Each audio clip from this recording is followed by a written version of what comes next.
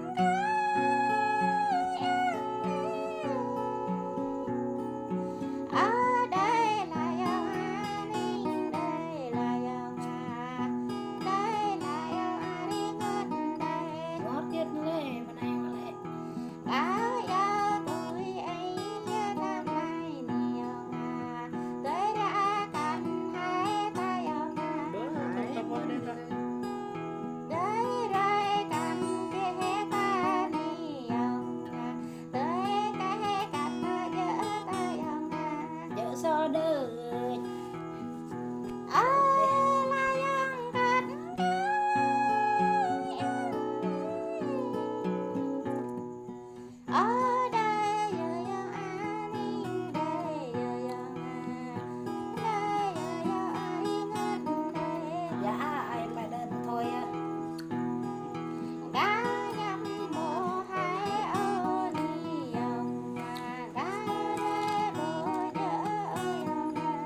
mình lại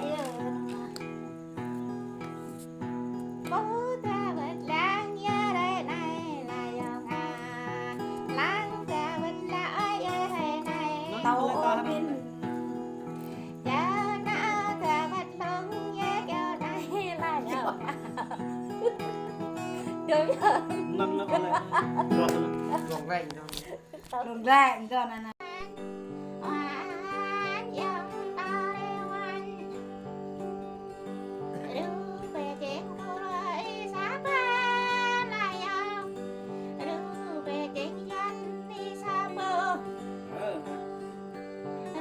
về chết lâu yên là tu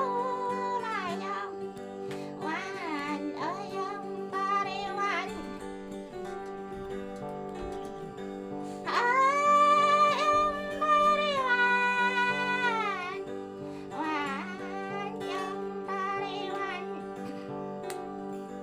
thăm vợ thơ chấp ba lại dòng đó ta bố ta chấp tay mà ăn đi đã